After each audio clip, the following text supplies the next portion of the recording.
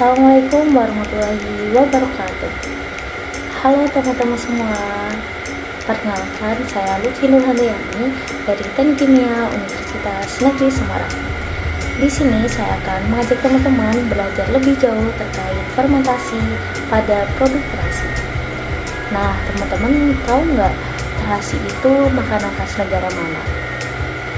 Ya benar, terasi merupakan salah satu makanan khas yang ada di Indonesia yang diminati banyak orang.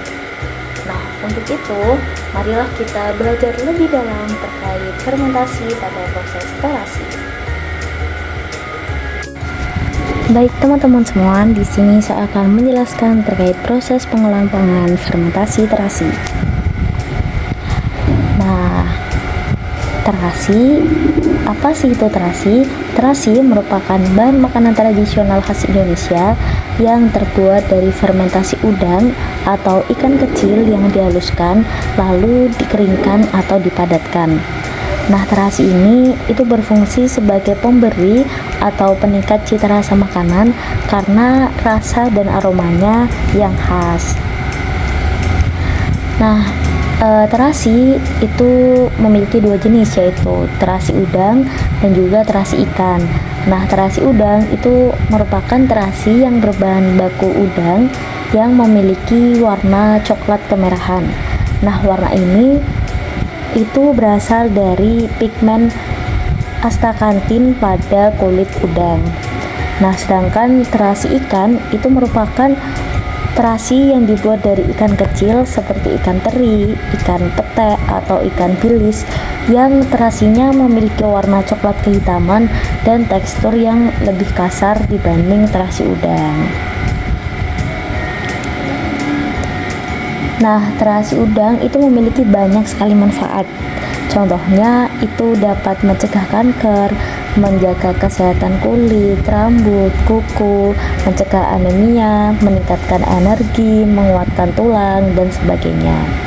Nah, di Indonesia itu juga sudah ada standar mutu yang mengatur terkait terasi, bagaimana ketampakannya, bau, rasa, dan teksturnya.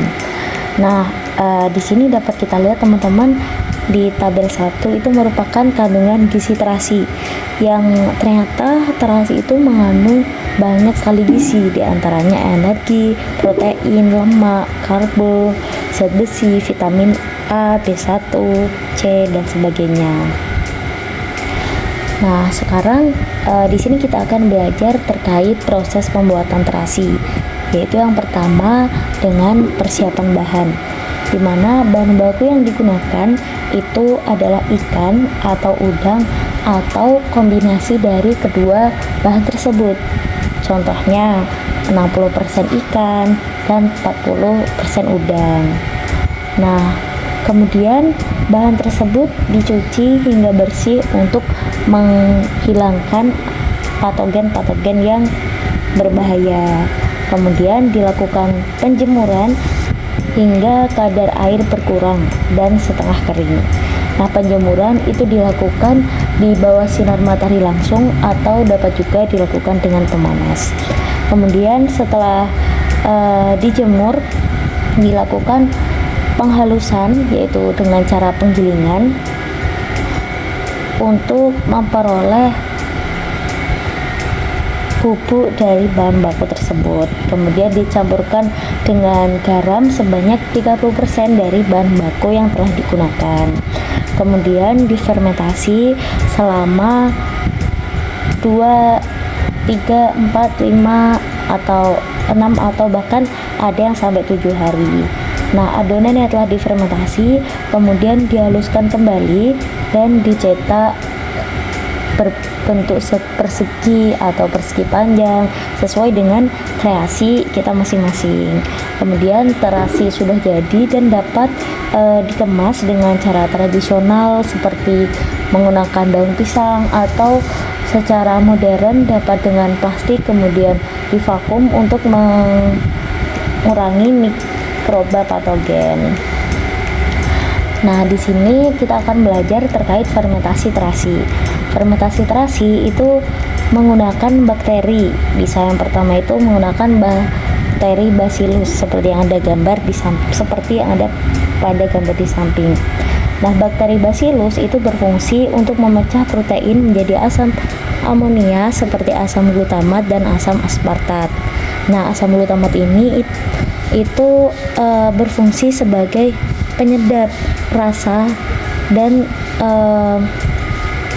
menjadikan terasi ini potensial sebagai bumbu penyedap.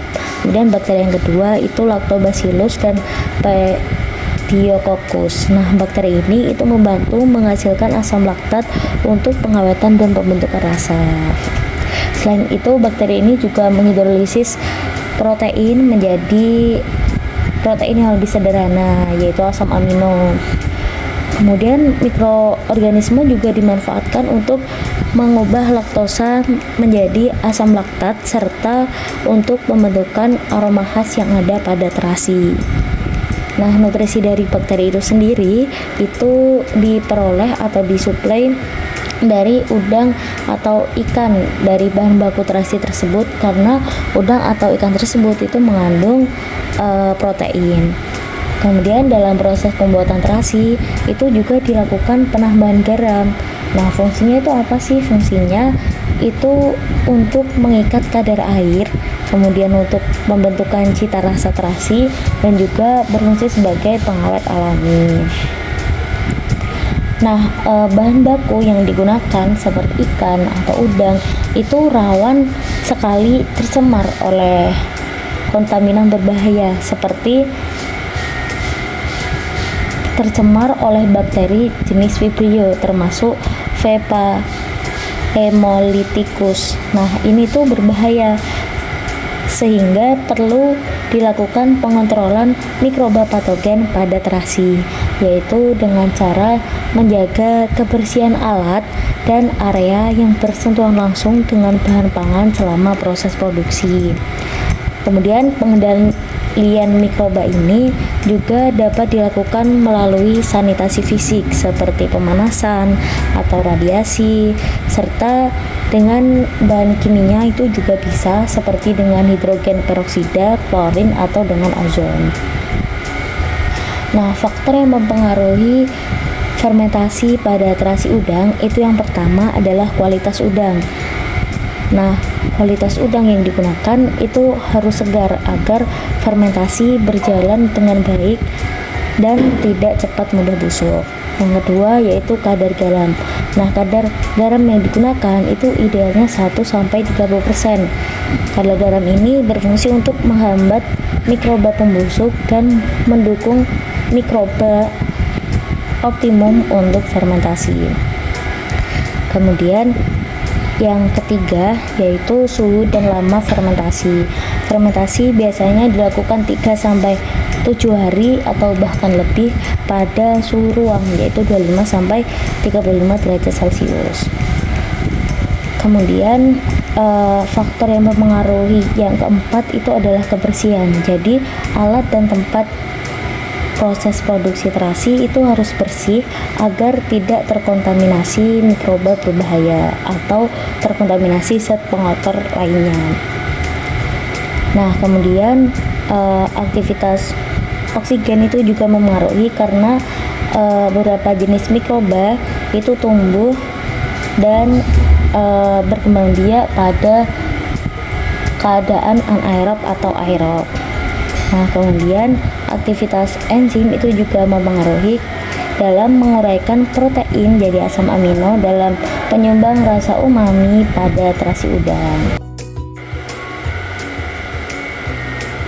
Demikian penjelasan yang dapat saya sampaikan.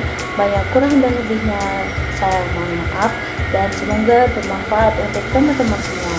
Wassalamualaikum warahmatullahi wabarakatuh. Terima kasih banyak.